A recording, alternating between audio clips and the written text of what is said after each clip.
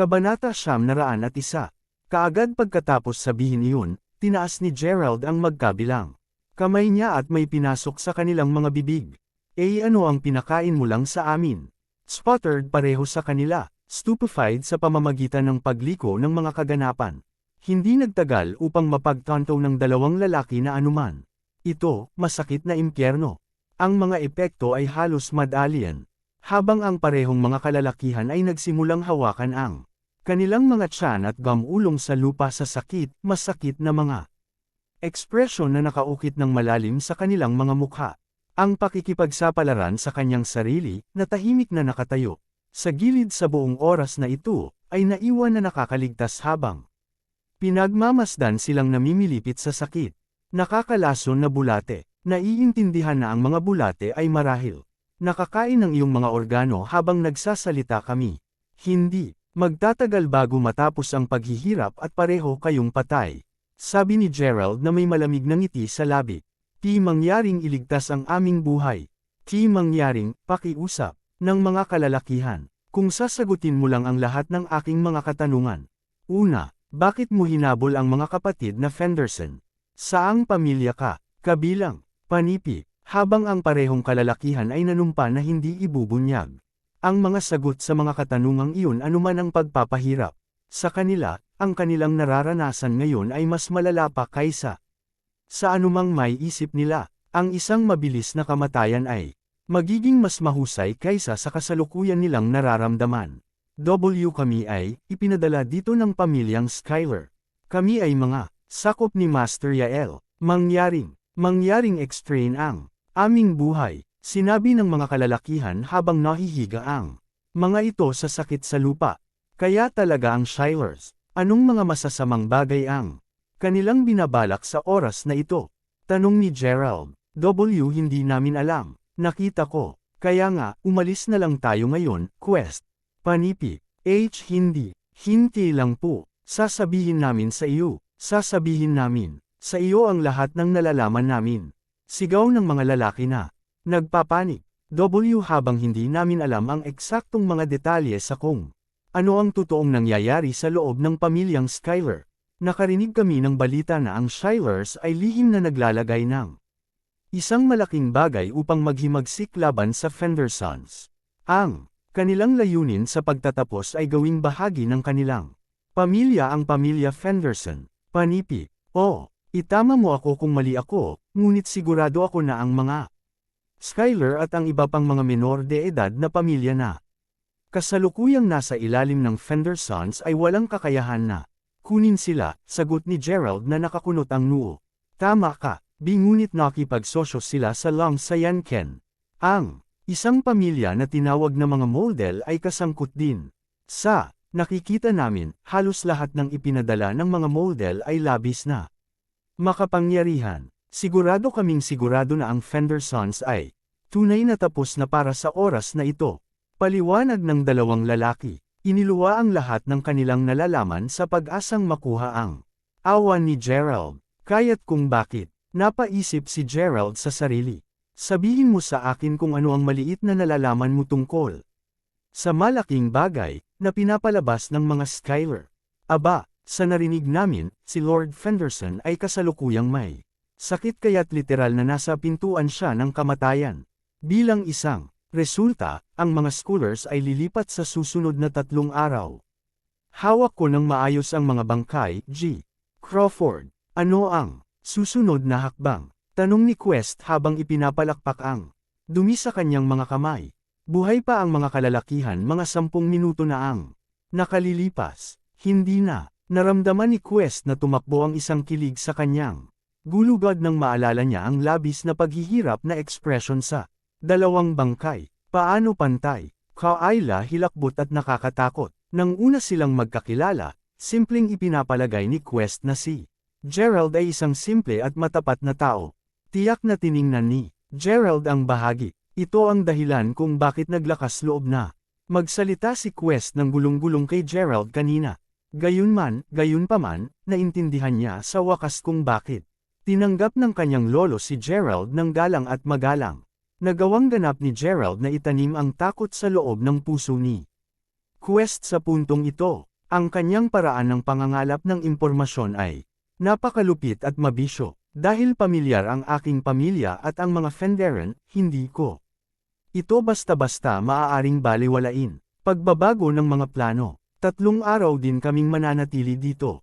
Habang lumusat ako sa pamilyang Fenderson upang makita kung ano ang eksaktong nangyayari, mananagot ka sa pangangalaga kay Naomi at sa kanyang ina, sabi ni Gerald habang nakatingin kay Quest. Ang mga bagay ay naging mas mainit ngayon sa paglahok ng mga model. Ito ay malinaw na ang mga Skyler ay ngayon din ng mga kakulangan ng pamilya. Mayroong 3 pangunahing mayamang pamilya ngayon. Kung pinamahalaan ng mga model ang Fenderens at makuha ang mga ito, sa gayon ang mga model ay mahalagang mayroong 2 sa 3 pangunahing mga pamilya sa ilalim ng kanilang kontrol. Kapag nangyari iyon, hindi mahirap isipin na tina-target nila ang mga pag-aari ng pamilya Crawford sa Weston sa susunod. Gaano katalino ang mga mula sa pamilyang model upang subukang makuha ang kanyang pamilya sa pamamagitan ng pag-flank sa mga Crawfords. Alam na alam kung ano ang pupuntahan ng mga model na naging imposible para kay Gerald na hindi makisali sa lahat ng ito. Gayunpaman, hindi ngayon ang oras para sa kanya na simpleng makipagbalita sa kanyang tunay na pagkatao. Kailangan niya ng isang plano sa pagsulyap niya sa York North Mountain, gayunpaman, isang ideya. Ang lumitaw sa sandaling naiisip niya si Joshua. Kinabukasan mismo, tumayo si Bryson sa pasukan ng mansion ng pamilya Fenderson habang siya ay magalang na binati, maligayang. Pagdating sa mansyon ng pamilya Fenderson, Master Jenkinson. Kung sakaling nakalimutan mo, ako si Bryson Fenderson at ang mga taong nakatayo sa likuran ko ay mga Fenderen din. Ito ay isang kasiyahan na muling makilala ka. Panipi. Ang matandang lalaki na nangangailangan ng isang stick para masuportahan ang kanyang sarili pagkatapos ay nanood kasama ang kanyang pamilya nang makalabas si Joshua sa kanyang kotse. Kabanata 902. Tulad ng ipinahihiwatig ng matandang lalaki, nakilala talaga ni Joshua ang mga Fenderen bago ang ilang taon. Sa totoo lang, ang mga Fenderen ang nais na kunin si Joshua bilang personal na doktor ng kanilang pamilya noon. Kahit na nag-alok pa sila ng napakataas na sweldo, sa huli, tinanggihan pa rin ni Joshua ang kanilang alok. Ang kasiyahan talaga, sagot ni Joshua na may mahinang ngiti sa labi. Sa sandaling iyon nang mapansin ni Bryson ang isang bagong mukha, o kahit kalahati ng bagong mukha.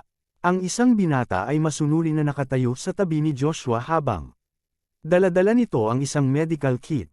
Ang kakaibang bagay tungkol sa kanya, gayunpaman, ay ang katunayan na ang kabataan ay nakasuot ng kalahating maskara. Tinakpan nito ang kanyang pangitaas na mga tampok sa mukha, at hindi ito katulad ng isang maskara.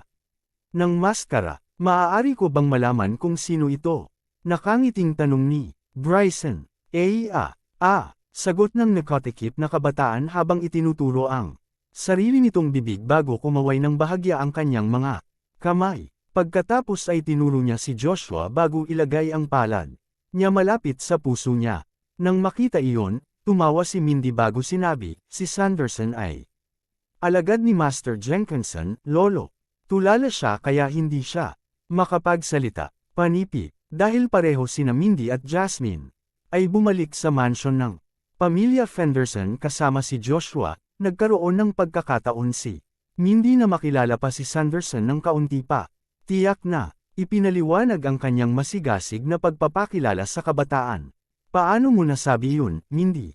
Sagot ni Jasmine habang nakatingin sa prangka na dalaga na may buntong hininga. Ayos lang, kung sabagay, medyo malapit na ako sa kanya.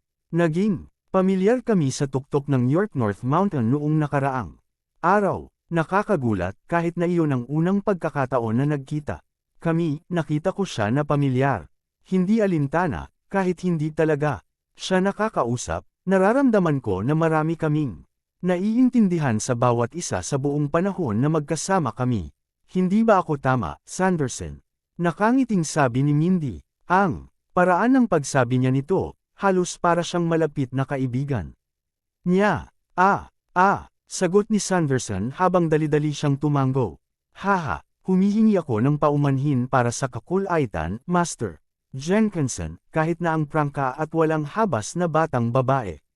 Ni Mindy, nauunawaan na siya ay isang mapagmahal at mabait na tao sa buong buhay niya. Sabi ni Bryson, tiyak na nakikita ko iyan. Sa pagsasalita nito, ang aking baguhan. Dito ay naghirap mula sa mukha na nasusunog noong siya ay napakabata pa. Ito ang dahilan kung bakit suot niya ang maskara na ito. Gayunpaman, inaasahan kong maunawaan mo na siya ay isang masipag na manggagawa. Dinadala ko siya kahit saan ako magpunta ngayon, at bilang kapalit, natututo siya ng higit pa sa mga kasanayang medikal at kaalaman mula sa akin. Panipi, kaya nga, sa pagiging napakahusay mong guro, sigurado akong ang iyong mag-aaral ay magiging pantay din. Sinabi ni Bryson habang nakahawak siya sa kamay ni Master Jenkinson habang inaakay siya palayo sa mansyon ng pamilya Fenderson. Ha, narinig mo ba yun, Jasmine? Sinabi ni Lolo na mabait ako. Panipi, sabi ni Mindy habang naglalaro siyang nagpout. Sure, go with that, sagot ni Jasmine habang umiling-iling siya ng may inis ng ngiti sa mukha. Pagkakita nito, si Sanderson mismo ang umikot ng tingin kay Mindy. Bagaman tinitiyak niya na hindi niya ito nakikita. Mabait ang pa ako, hindi mo pa nakakilala ang isang tao na nakikipag-usap sa pamamagitan ng sign language. Naging mabuti ka lang sa akin mula nang gusto mo ring matuto ng sign language. Kudlit, napaisip si Sanderson sa sarili. Kung hindi pa ito maliwanag na sapat, si Sanderson ay walang iba kundi si Gerald. Habang ang kanyang kasalukuyang katauhan ay tiyak na hindi perpekto, ito ay sa katunayan ang pinakamaginhawang paraan para sa kanya upang matagumpay na makalusot sa mansyon ng pamilya Fenderson. Payagan akong tulungan kang dalhin ang medical kit na iyon. Sanderson, sabi ni Jasmine habang tumango ito sa kanya. Sa oras na iyon, kaagad na nagsimulang kumilos si Gerald gamit ang kanyang mga kamay bago sinabi, panipi, dahil mas malumanay at maalalahanin si Jasmine kumpara kay Mindy, hindi mapigilan ni Gerald na tumingin pa sa kanya. Ang kanyang pansin, gayunpaman, bumalik kaagad kay Lord Fenderson. Ganap na na-diagnose ni Gerald ang kanyang sakit kanina mula sa isang sulyap lamang. Hanggat uminom si Lord Fenderson ng iniresetang gamot at makatanggap ng paggamot sa acupuncture sa loob ng ilang araw, halos natitiyak na gagaling siya ng buong paggaling. Sa totoo lang, hindi mahirap iyon isang gawain para kay Gerald. Perpekto rin ang sitwasyon dahil, tulad ng dati nang napag-usapan ni Gerald kay Joshua, talagang balak niyang manatili sa Fendersons kahit ilang araw. Sa panahong iyon, binalak ni Gerald na obserbahan ang Fendersons habang iniimbestigahan din para sa anumang aktibidad mula sa Shylers, o kahit papaano iyon ang una niyang plano. Habang tumatagal, nagpatuloy si Mindy upang hanapin si Gerald. Anumang sandali na makakaya niya, at ito ay matapat na. Nagsisimulang inisin siya sa puntong ito. Ito ay halos tulad ng kung siya ay naging baliw. Sa pag-iisip na siya ay sa wakas ay nag-iisa pagdating ng gabi, si Gerald ay nakatayo sa likuran ng bahay habang iniisip niya ang tungkol sa mahusay na pamamaraan na binabalak ng mga Skyler. Tulad ng para sa mga model, gaano karaming mga tao ang talagang ipinapadala nila upang matulungan ang mga Skyler sa oras na ito. Tulad ng pugiling ng mga gear sa kanyang ulo, narinig niya ang isang boses na nagsasabing, "Ano ang ginagawa mo, Sanderson?" Naiwang walang imik si Gerald habang nakatingin kay Mindy. Ang mga batang babae ay may kanyang mga kamay sa likod ng kanyang paglaktaw, ang lahat papunta sa kanya. Sagot ni Gerald habang sinenyasan ang kanyang mga kamay habang nakaturo sa hardin at sa paligid. "Oh, nakikita ko, kaya nais mong tangkilikin ang tanawin. Haha. Dahil malamang na nakatuon ka lang sa pag-aaral ng gamot sa York North Mountain, sigurado akong hindi mo pa nakikita ang hardang ito, hindi ba? Panipi. Sabi ni Gerald sabay tango. Pinag-uusapan kung alin, dahil malaya ka sa kasalukuyan, maaari mo ba akong makasama ng kaunti? Sabi ni Mindy habang nakahawak siya sa kanang kamay. Labis na natigilan si Gerald na hindi niya alam kung paano mag-reply. Kabanata 903.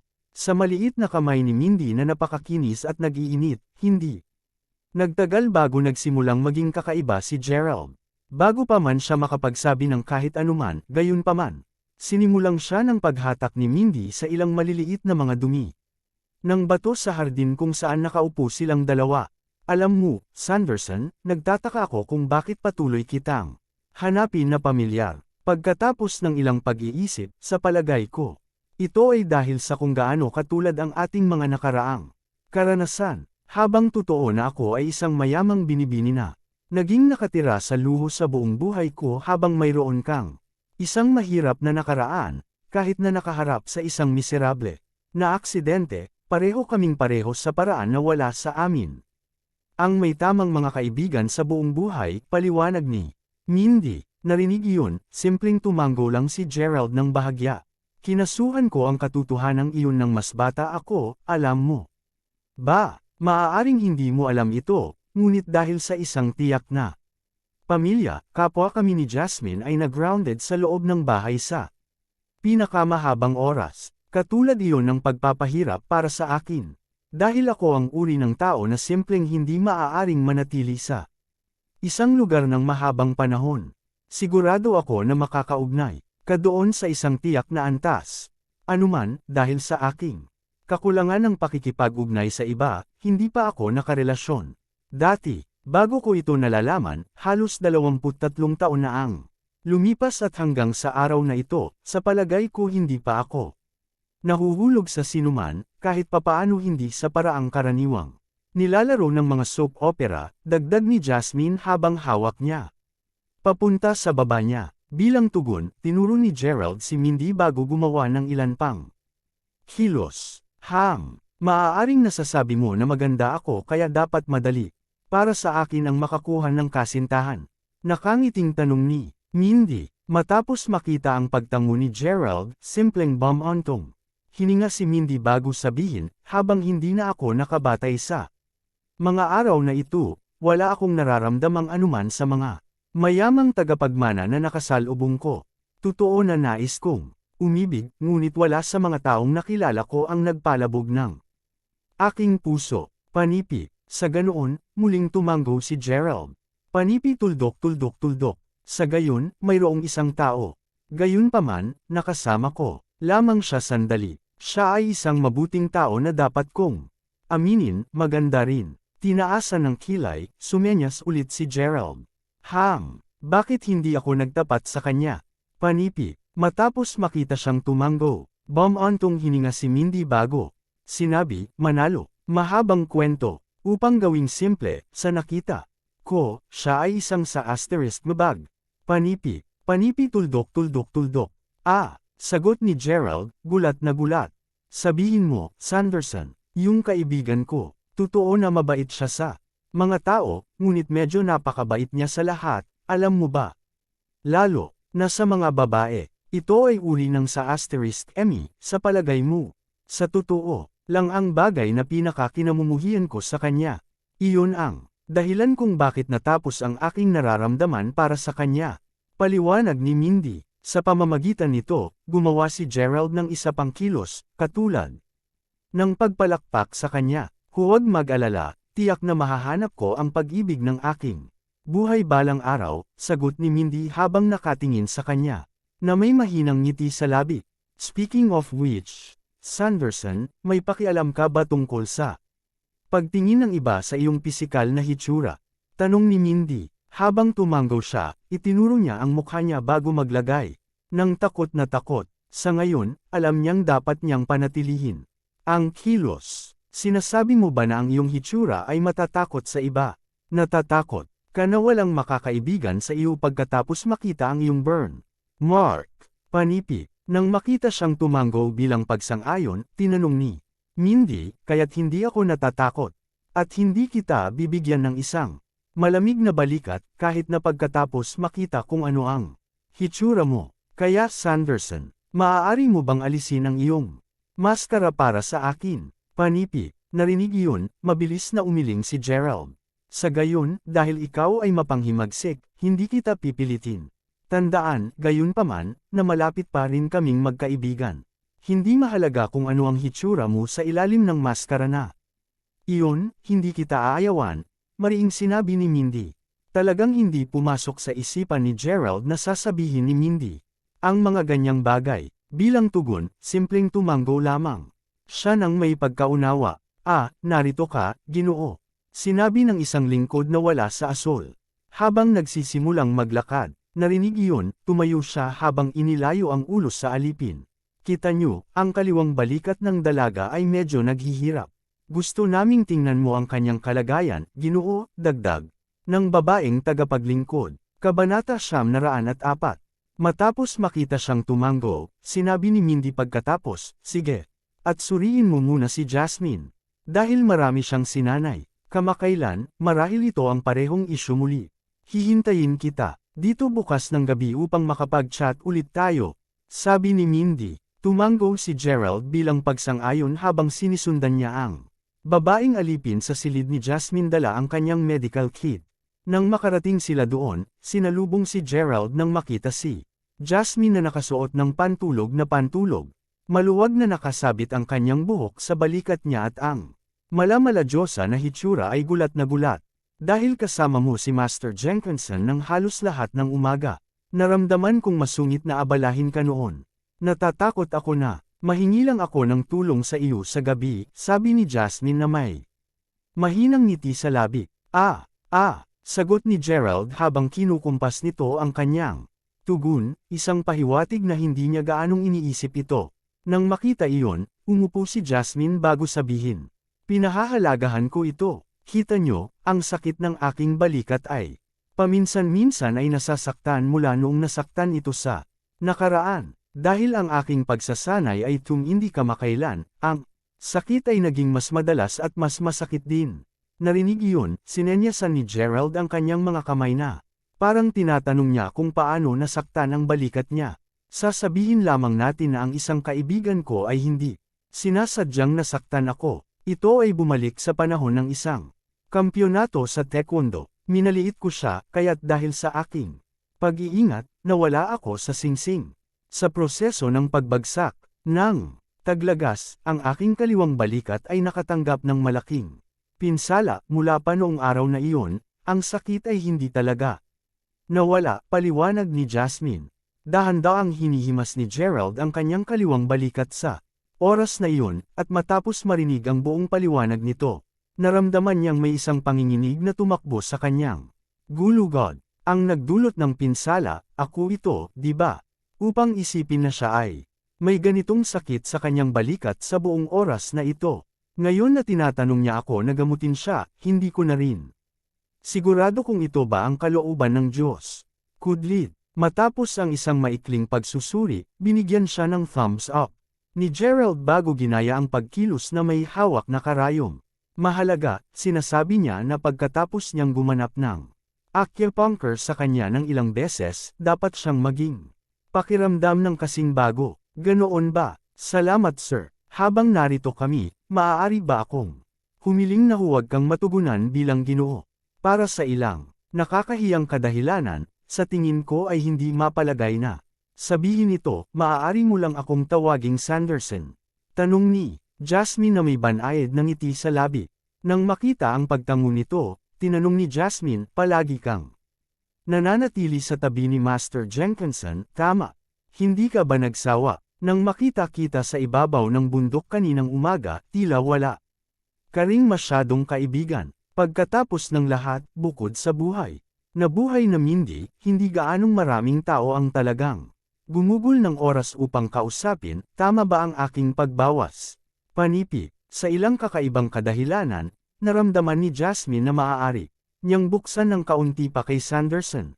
Pa-impel niyang pinalabas ang isang aura na pinaparamdam sa kanya na ligtas siyang pag-usapan ang mga ganoong bagay. Pinasiguro niya sa kanya, habang kailangang aminin ni Jasmine na huli na siyang makisali sa lipunan, naramdaman pa rin niya na medyo magaling siyang humusga sa mga tao. Sa pinakadulo, tiyak na sigurado siya na hindi pinaparamdam sa kanya ni Sanderson tulad ng ibang mga lalaki na nakilala niya dati. Hindi tulad ng malaswang hitsura na karaniwang binigay sa kanya ng mga kalalakihang iyon, ang mga titig ni Sanderson ay Nakapapawi. Ano pa, dahil hindi makapagsalita ng maayos si Sanderson.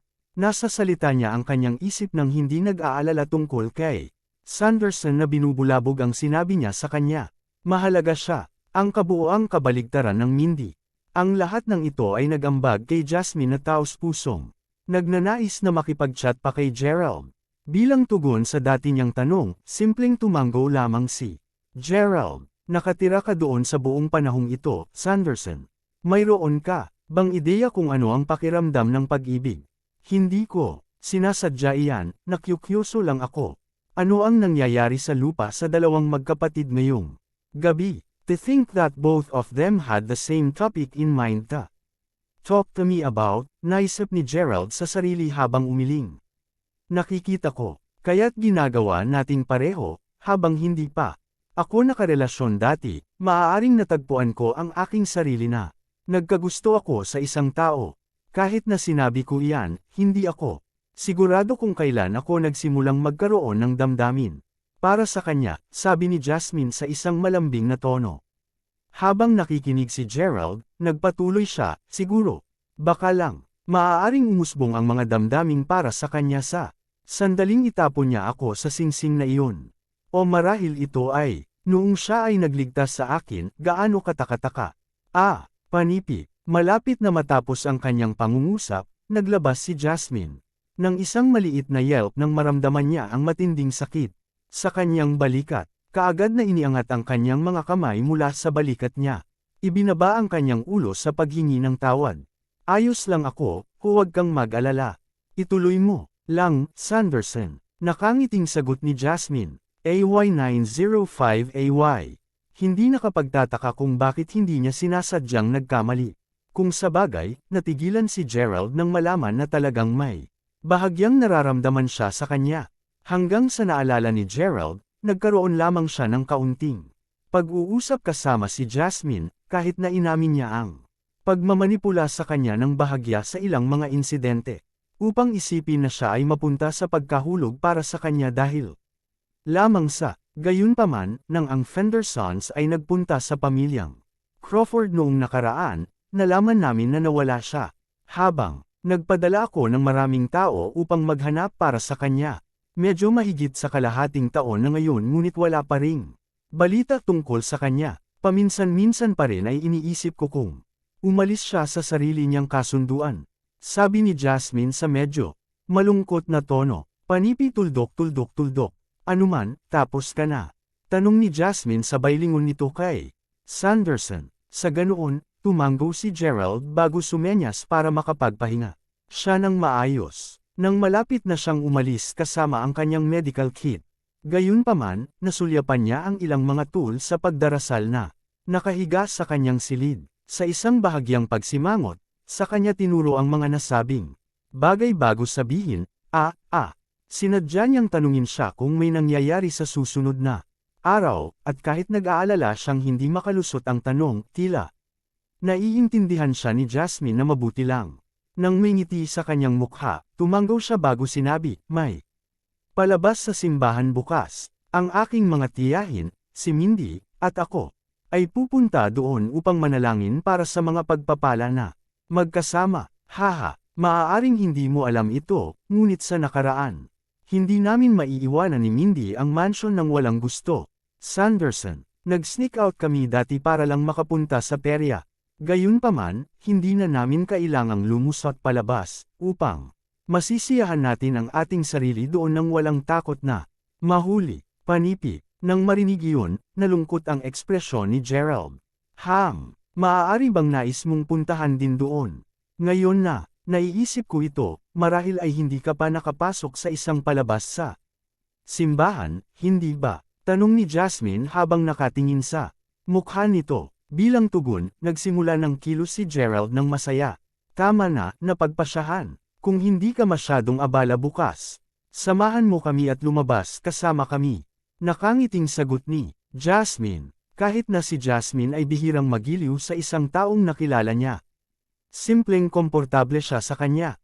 Marahil ay ang kanyang panatag na paningin at kawalan ng kakayahang makipag-usap ng maayos, na nangangahulugang siya ay natural din na isang mas mahusay na tagapakinig, na Naghanda kay Jasmine na makipagkaibigan sa kanya. Anuman ang tunay na dahilan para madama niya ang paraan na kasalukuyan niyang ginawa, komportable siya sa kanya at iyon lang. Ang mahalaga, tulad ng lahat ng ito ay nangyayari, maraming mga tao ang nagdiriwang ng isang labis na buhay na gabi sa isang lihim. Nasilid sa loob ng mansyon ng pamilya Schuyler. Ang mga taong kasangkot ay nakaupo lahat sa isang malaking mesa, masayang nakikipag-chat sa pagitan ng mga sip-sip ng alak. Parang nagbago ang sitwasyon, tatay. Upang isipin na ang B***** na iyon, Lord Fenderson, ay talagang kukuha kay Joshua upang pagalingin ang kanyang karamdaman. Mula sa iniulat sa akin ng aking nasasakupan, ang kanyang kutis ay mukhang mas mahusay. Ngayon pagkatapos lamang ng isang solong sesyon ng paggamot. Panipi, sabi ni Yael sa nag-aalala na tono. Master Yael, masyado kang nag-aalala. Ang Longs at ang Schuylers ay magkakaiba ngayon. Hindi lamang ang aming parehong pamilya ay sumang-ayon na makipagtulungan upang matiyak ang tagumpay ng misyon na ito, ngunit nakakakuha rin kami ng mahalagang tulong mula sa ilang mga Panginoon mula sa pamilyang Moldel. Hindi nabanta ni Bryson. Nini siya ng isang nasa edad na lalaki na pinangalan ng Burke Long. Si Burke ay ang bunsong anak na lalaki ni Master Long at tulad ng iba pang mga anak na lalaki ni Master Long, mayroon siyang sariling hanay ng mga kasanayan na pinaghiwalay siya mula sa iba pa. Siya ay pinakakilalang kilala para sa pagiging parehong malakas at malakas tulad ng kung paano iminungkahi ng kanyang pangalan. Hindi lamang siya ang pinuno ng mga lihim na puwersa ng Long pamilya, ngunit siya rin ay isang pangunahing manlalaro sa pagtatangka na makuha si Gerald na buhay sa Mary City noon. Bagaman nakapagtakas si Gerald, ang katotohanan na si Gerald ay nakapagpalabas lamang sa balat ng kanyang mga ngipin na ginawa siyang karapat-dapat na pagkatiwalaan kahit ng mga model. Panipi tuldok. Sa palagay ko tama ka, Bert. Sabi ni Yael, manalo ka, pero syempre siya, kailangan mong matuto ng higit. Pamula sa iyong matatanda mula ngayon, Yael. Wait ay hindi lahat. Alam mo, pinag-uusapan kung saan, ang unang yugto ng plano ay magsisimula bukas. Kumusta na ang paghahanda? Tanong ni Noe. Huwag kang mag-alala, lahat ay nasa lugar na. Pagkatapos ng lahat, sa kapwa Quentin at Trey na nasa tabi natin, ang yugto ng isa ay tiyak na nasa bag na.